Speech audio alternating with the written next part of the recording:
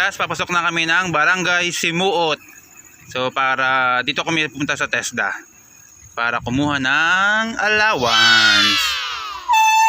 Ayan, so medyo rough road lang po itong ating dadaanan. Pamotor lang kami, e-bike.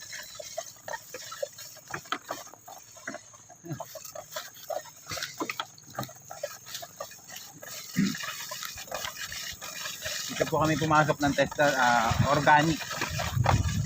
Yun po ay agriculture organic farmer.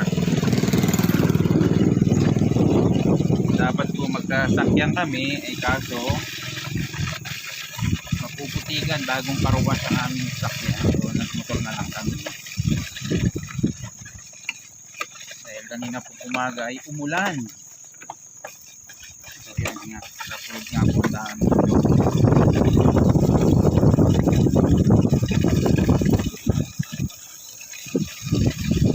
Dito po rin sa Barangay Simuot.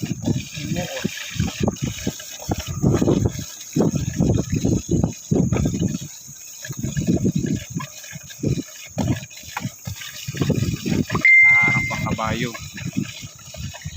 Ako, yan po ang problema, baka manipa.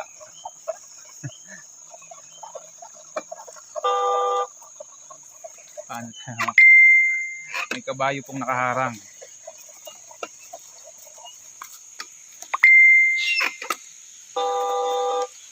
Ako, baka rin manipa. Manipa eh.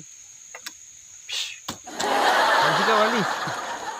Paano ba magbugaw ng kabayo? Ayan guys, hindi ako makadaan gawa ng kabayo. Ayan. Baka kasi pag dumaan ako dito ay manipa. Ayan. So nakawala siya oh. Ayan guys, tumabi na yung kabayo. Pinatabi ni kuya.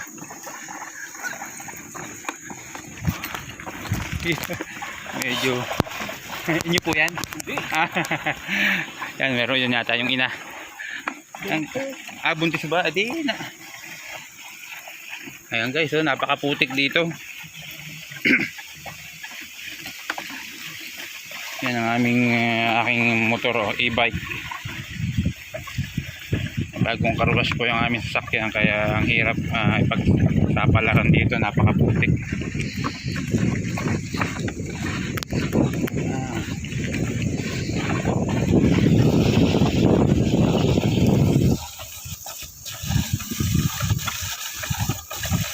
Putik na, baka pa. Ito, kawawa ang ating e-bike, naputikan. Yung iba po namin classmates dito ay nilalakad lang to. Parang from sa highway 25 minutes ba ang lakad? 30. So 30 minutes ang lakad. Kami po ay tumayad na. Ay nako. Yung hatay, nabinyagan. Nabinyagan yung aming pedal. Ito po ay bago, nako, nabinyagan. Sige, sakay, okay lang. Mababa kasi eh. Ayos ko. Kaya naman pihitin yun.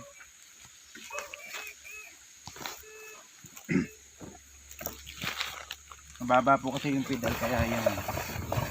Tumayad na.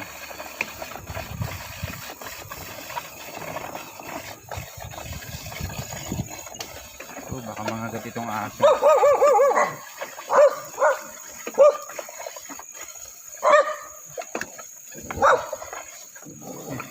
Medyo takot pa ako sa aso.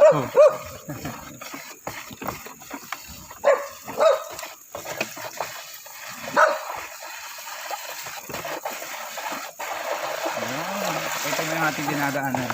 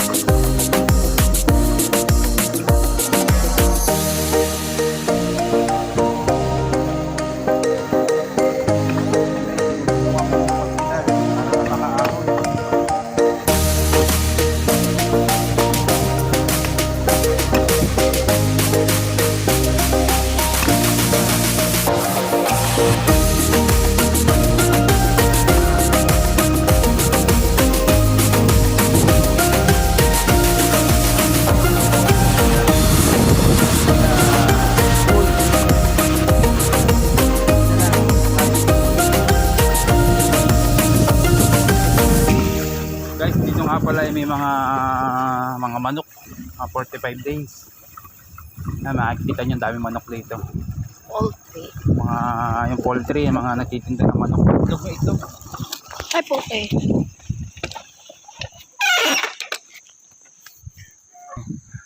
Ganda ng mga tagak ko, tamoy puno. Oh, very nice. Nasaan? Ayun o, puting-puti yung mga Oo nga, ibon. Guys, tignan nyo yung puno dun. Pakita ko sa inyo, isusum natin para yan. Yung mga puting yan guys, yan yung mga tagak. Yung mga ibon na color white na galing ibang bansa daw. Ayan kala nyo bulaklak, no? Hindi. Yan yung mga tagak, mga ibon yan, yung mga puting yan. Nakadapo sa mga puno. Ayan. Mga tagak pag tawagin.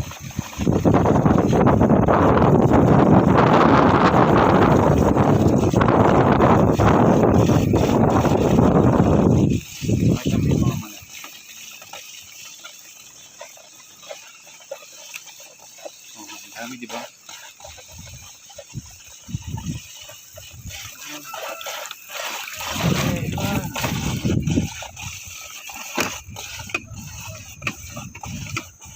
Kunti na lang. Nararating na natin ang school.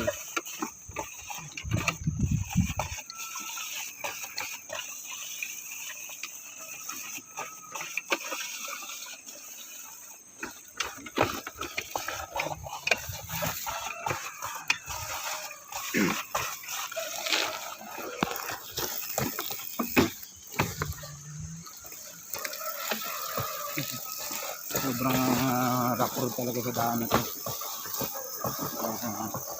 Ingat lang po tayo.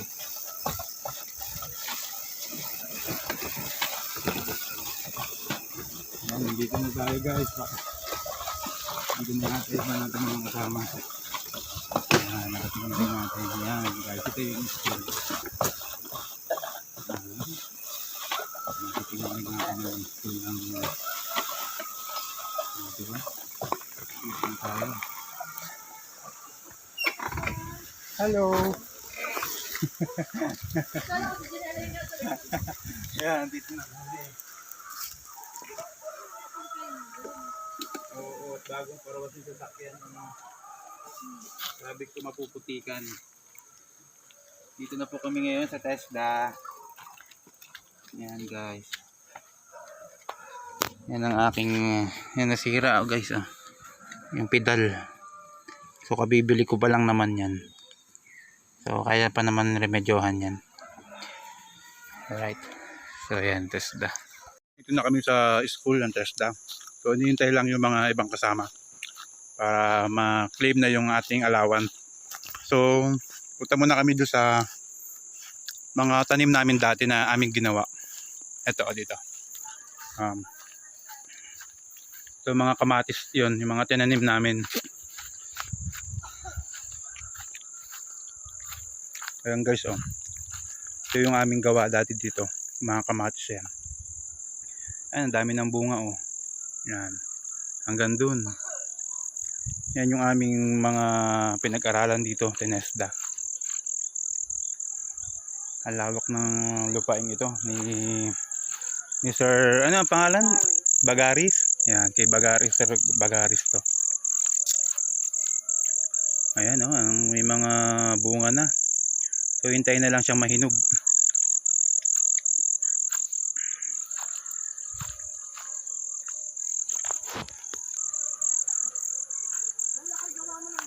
Yun guys yung mga nandun dun sa yun, pakita ko sa inyo. Yun yung mga talbos naman, talbos ng kamote, yung mga nandun. Yan. So ito naman mga ako ng ganito doon sa likod ng CR. Ayan, ano naman yan? Ito naman ay mga dapo. Ano nga tawag dito? Mga water lily. Quiapo. Ayan. Ayan, nandiyan na yata sila. So tinatawag na tayo guys. Ito na tayo sa taas, tinatawag na tayo doon. Tara na. Yan, so ngayon yung pumapasok dito, so batch 8 na yata. Ngayon, oo. Yan, ito yung lugar dito. Malaki guys ito. Kaya enroll na kayo dito sa Simuot lang, Lokban lang to. Meron na doon kawa-kawayan ha. Ano, yung hollow block na nakaganon. Buuin mo na lang.